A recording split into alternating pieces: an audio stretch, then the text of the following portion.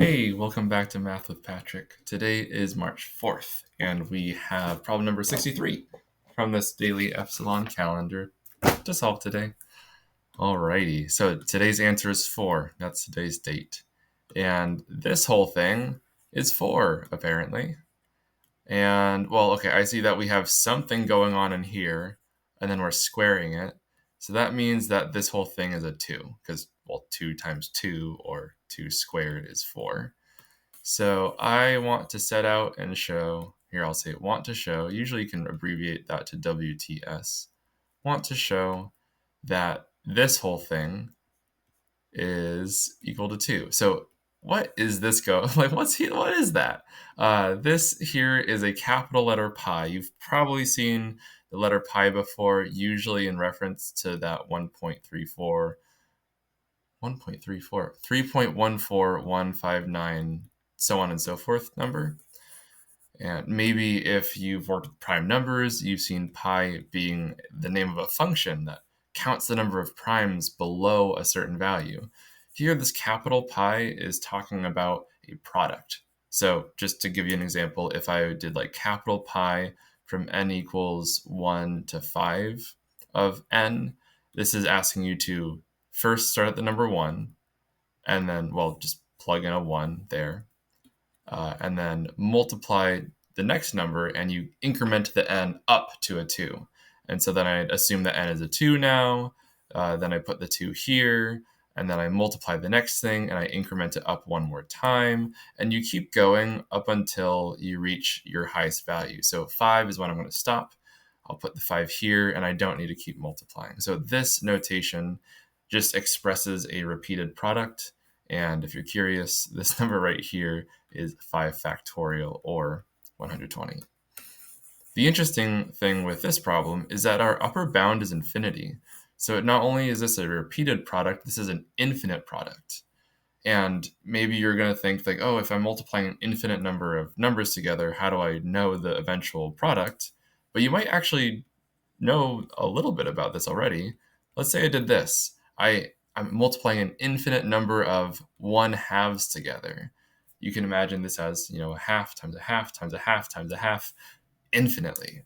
And as you keep working down the pattern, you'll notice that we keep getting smaller and smaller and smaller numbers. And so this infinite product, we can kind of assess as just a 0. Because if we keep multiplying by 1/2s, we're eventually going to get to like just above a 0. And we can get even more smaller every time. I'm content saying that this infinite product is a 0. So some infinite products you can evaluate, like that one.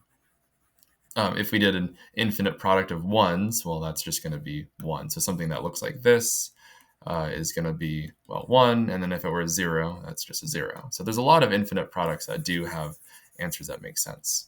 So back to the original problem. Let me just rewrite most of the problem, and I'll want to show that this is equal to 2, because again, 2 squared is 4. So let's just plug in some numbers and see what happens. I'll start when n equals 2. I get 2 squared over 2 squared minus 1. So again, I'm just plugging in n equals 2 for both of these. And then I'll move on to the next number. I'll get 3 squared over 3 squared minus 1. Then 4 squared over 4 squared minus 1. And I want to do this enough times so that I can see a pattern. I'm hoping that I get to see a pattern out of this, because I don't want to keep multiplying an infinite number of things. Ideally, there's going to be some kind of good cancellation out of all this. So I'll do one more. Actually, no, let's just do dot, dot, dot at this point. So, I don't see anything I can cancel out just yet. So maybe let's evaluate what these numbers are, and maybe it'll be more clear. 2 squared is 4. 1 less than that is 3. 3 squared is 9. 1 less than that is 8. 4 squared is 16. 1 less than that is 15. Then we get 25 over 24. And I guess, why not? Let's just do the next one, 36 over 35. Ooh, I think the secret here is to factor them. So let's find all the factors of all these numbers here. 4 is the same as 2 times 2. And then 3, well, that's just going to be 1 times 3.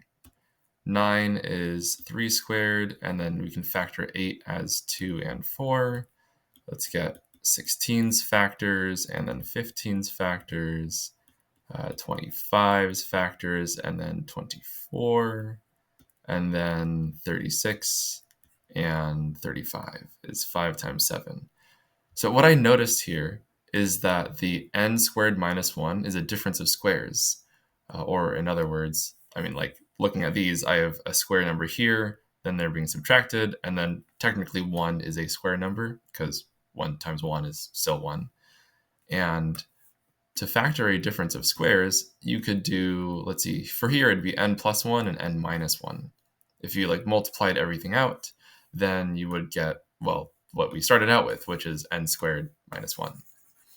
So when I was factoring these numbers, there's a lot of ways to like factor 24, but I specifically wanted to keep it in this like n minus 1 times n plus 1 format.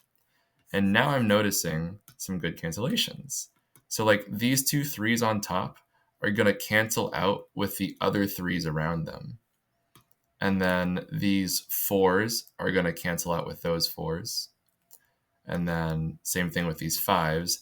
And basically throughout this whole infinite product, I'm just going to get cancellations all the way down. So I can assume that, the 6's will cancel here. I know I don't have a 6 yet over there, right here, but it will cancel with that 6 because it's an infinite product. It'll keep on going.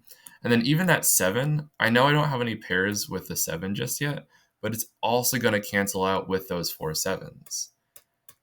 And so eventually, when we get down to, infinity, we're going to get the very, very last term, which is like n squared over n squared minus 1.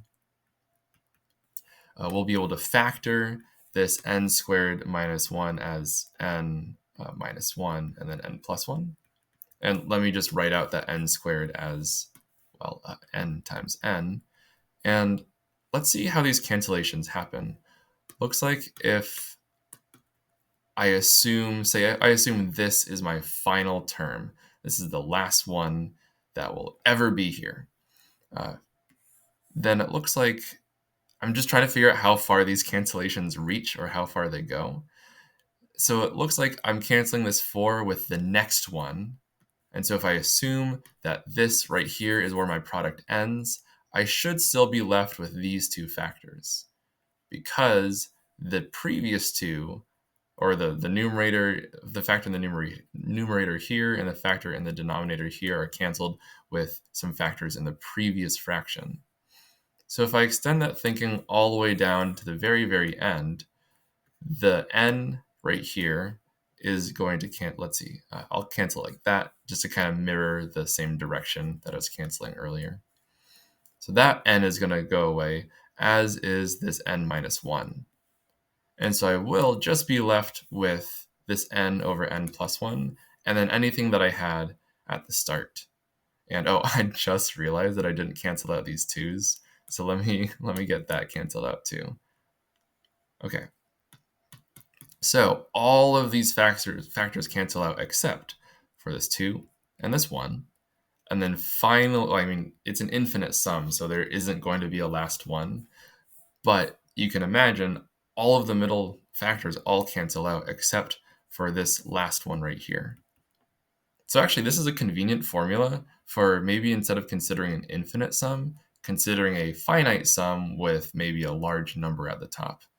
So here, I'll write that idea here, where the product of all the numbers from n equals 2 to capital N will take this 2 and this 1 from the start, and then my capital N will be my last number in this product, and we'll see it expressed here at the very, very end. This n is my highest number.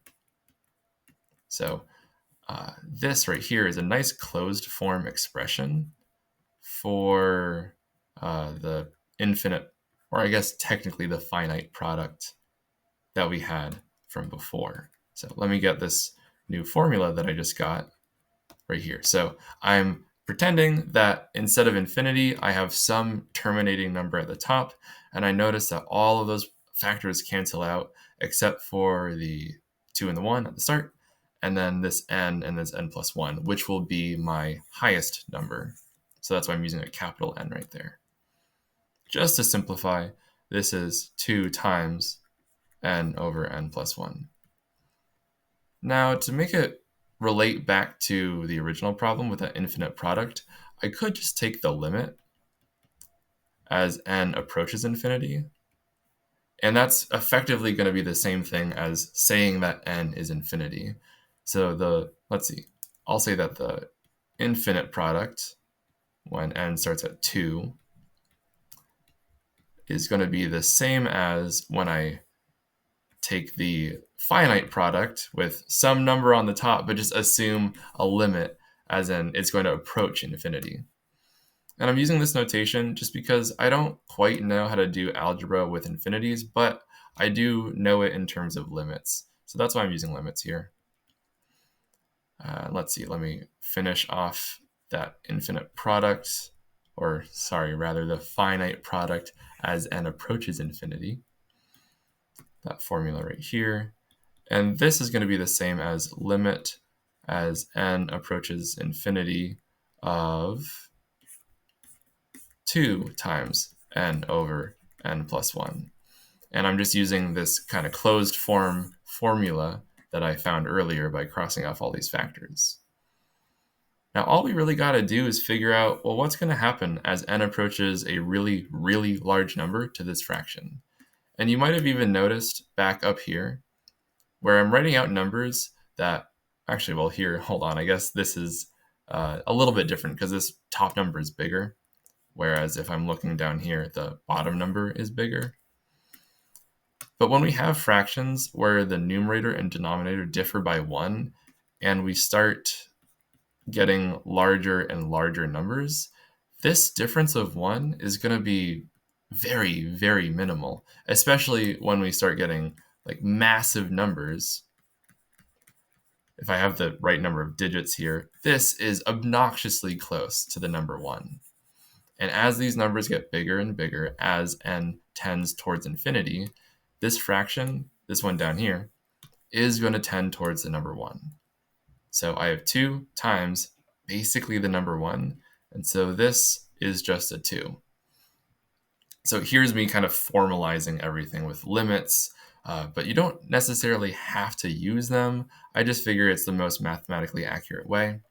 As long as you can understand that the 2 and the 1 are the factors that survive, and everything gets crossed out as we approach infinity, that's good enough. So this infinite product is definitely the number 2. We figured it out with factoring.